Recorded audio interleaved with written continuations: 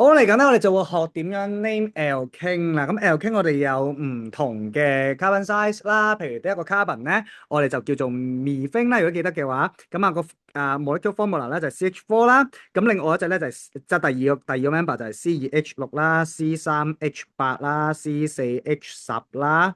咁大家呢個 general formula 咧都一樣嘅，大家都係點啊？CN H 二唔係 CnH2n 加二嘅，咁呢個咧就係16啦。咁另外隻 carbon，如果8個 carbon 咧，咁啊 H 咧就會係18啦。OK，咁如果你畫翻佢嗰個嘅 Scatter formula 嘅話咧，第二呢個東西咁就係咁樣啦。第三就係有3點、4點、5點、6點，跟住7點，跟住最尾咧就係8點啦。OK。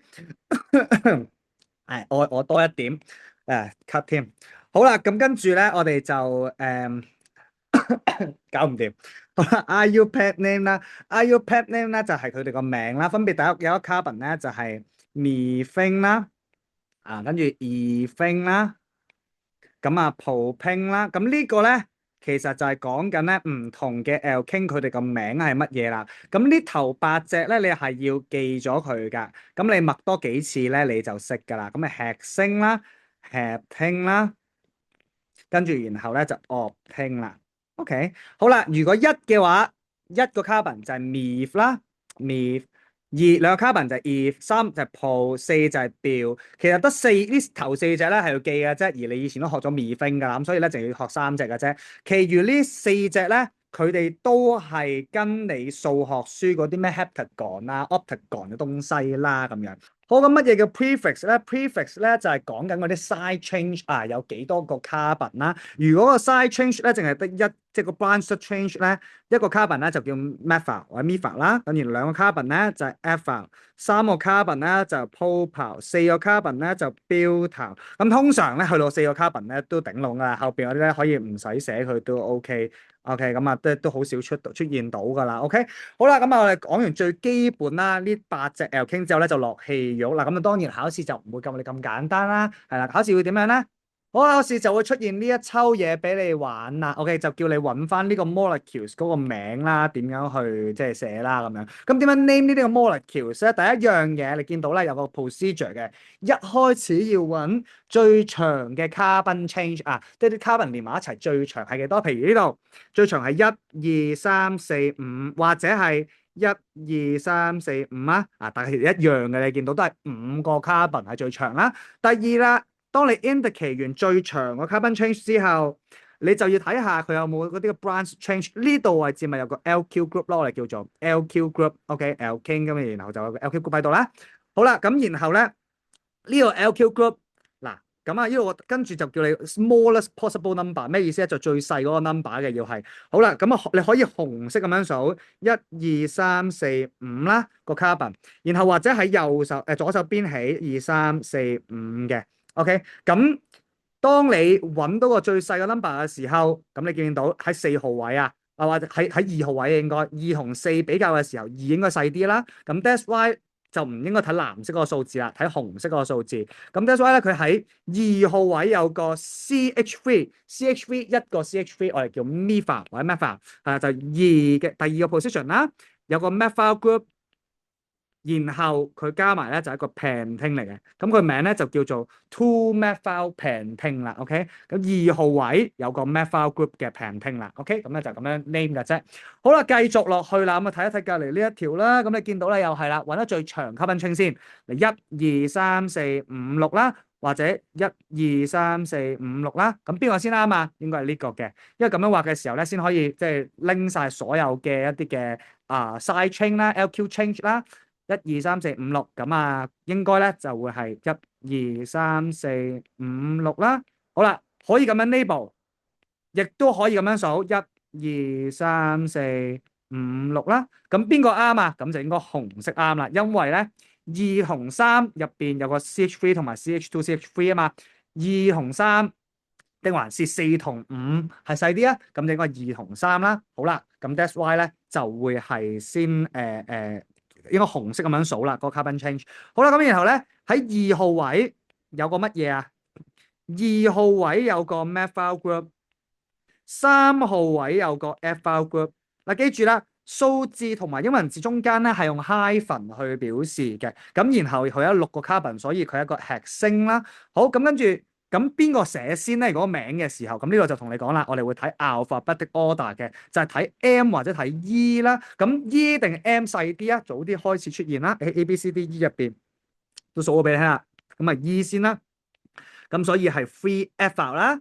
咁然後英文字同數字中間 hyphen， 跟住 methyl， 最尾咧佢就係一個 hexane 啦。咁所以咧呢個係 free ethyl 2 methyl hexane 啦。OK， 咁就係咁樣 name 啦。好，下一隻啦，下一隻咧又係啦，揾條最長 carbon chain 先啦。你可以咁樣數，嗱咁樣數嘅時候咧，你會見到係1、2、3、4、5、6啦。OK， 或者1、2、3、4、5、6都係6個噶。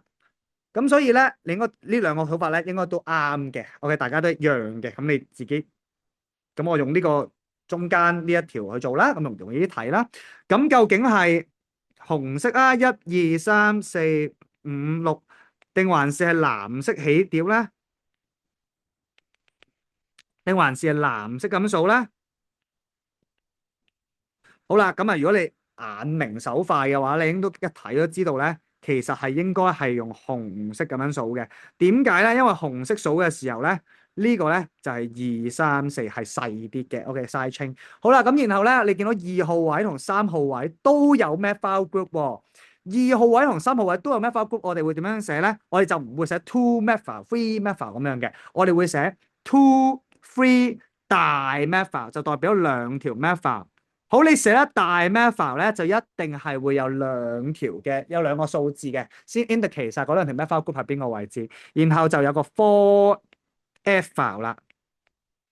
OK， 所以佢成條題目咧，呢度咧就應該係跟住 two 先，跟住好，跟住啦。咁究竟邊個擺先咧？跟翻 alphabetic order 嘅話咧，D 就好似大過 E， 即係細過 E 喎。但係唔係嘅，我哋睇乜嘢咧？睇翻佢本質係乜嘢嚟嘅？佢 methyl 同埋 ethyl， 所以我哋都係跟 M 同埋 E 去比較。咁 that's why， 所以佢係 4 ethyl， 然後 hyphen 2、3大 methyl， 然後 hexane 啦，hexane 啦。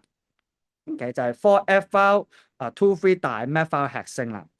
好啦，咁另外呢一邊呢一隻嘢啦，咁啊，你見到好簡單，一睇都知係3個 carbon 啦。咁樣數3個 carbon，你咁樣數都3個 carbon 嘅啫。而喺2號位咧，大家都插住個 methyl group 嘅，一樣嘅啫。OK， 好啦，咁所以呢個會係 propane 啦，3個 carbon 啊嘛。咁然後呢個位置有 methyl group，所以佢係好多時候咧，你就會寫咧，佢係 2 methyl propane 啊。但係你聽我咁講都知錯啦。點解啊？就因為咧係唔需要寫 two 喺度嘅，其實係 OK， 就咁 methyl propane 佢就已經足夠噶啦。OK，methyl propane 已經係嗰個答案嚟噶啦。OK， 就唔使寫 two 嘅。點解啊？因為如你要 indicate 個 position 喺呢個2啊嘛，本身咁啱嘅呢個嘅 sense。但係咧 methyl propane 淨係得一個 scenario 會出現嘅啫，就係插喺2號位嘅啫。如果呢個 methyl group 插喺1號位咧，佢就唔再係 methyl propane，佢就會變咗標聽。OK， 插喺呢個位咧都一樣，都係變咗標聽。所以呢個係 methyl propane， 就唔使2啦。好，跟住睇一睇呢一隻嘢咯。呢一隻嘢咧又係啦，揾最長 carbon chain 啦，1、2、3、4、5。咁呢個好簡單嘅啫，應該嗱咁就 label 翻先，1、2、3、4、5啦。另外邊數咧就1、2、3、4、5啦。嗱，一樣嘅，你見到大家都係3號位，咁所以呢度唔多講啦，應該係 3呢個簡單嘅 3 methyl pentane 啦，5個。好，另外呢一隻啦，呢一隻咧最長 carbon chain 喺度啦，標聽啦。然後你見唔見到喺2號位有個 methyl group 啊？好啦，眼明手快嘅你知道啦，其實呢個咧亦都唔使寫 2 methyl 嘅。點解唔使寫 2 methyl 啊？因為嗱，雖然佢呢個1、2、3、4，你知道呢個係2號位嘅 methyl group 嚟噶啦。methyl group 擺喺度係2號位，咦咁啊，可唔可以擺喺呢一度啊？都得。但擺喺呢一度嘅時候，轉咗呢個 carbon 嘅時候咧，其實就會變1、2、3、4都係 2 methyl 標聽嚟嘅，係一樣嘅嘢嚟嘅。OK，咁所以咧 methyl 標聽咧呢一個 case 嘅啫，就係呢一個啦。OK， 好，繼續落去啦，呢一隻東西啦，咁啊有3個 carbon 啦，然後你見到有大 methyl 啦，咁呢個 case 咧又係啦，你唔好寫佢係嗱，你好快就寫到咧，佢係 two 但你自己 stop 咗佢啦。如果你寫唔到嘅話，你會寫到 two 大 methyl propane 嘅，但係呢個唔係 two 大 methyl propane 呢一隻嘢咧，係就咁大 methyl propane 就 OK 啦。因為呢個 methyl group 大 methyl propane 咧，得一個 case 嘅就係呢個 case 咯。OK，呢個 methyl group 擺咗去呢個位咧，其實就變咗 butane 噶，第二隻嘢嚟噶啦，又係咁，所以咧呢隻係大 methyl propane 啦。OK，好啦，咁最尾呢一隻東西啦，咁啊阿明手快咧知道啦，你見到啲 side change 咧喺呢邊噶嘛，最長嗰條 carbon change 咧，嗱咁樣數啦，我假設係你見到偏向呢邊噶嘛，咁所以一定係呢邊噶啦。OK，即係你做得多嘅時候就知道噶啦。咁呢隻咧就應該係 heptane 啦。喺2號位有兩個 methyl group， 3號位有一個 ethyl group。好啦，所以佢係 two 大 methyl 啦。咁然後3就係 ethyl 啦。好啦，name 邊個先啊？係 ethyl 先啊嘛，因為 alphabetic order 啊嘛，所以 three ethyl 跟住 two 大 methyl， 最尾啦就係一個嘅 heptane 嚟嘅。OK，咁啊就係咁樣啦。咁啊關於 naming alkane 嘅時候就是這樣，做多 exercise 就 OK 噶啦。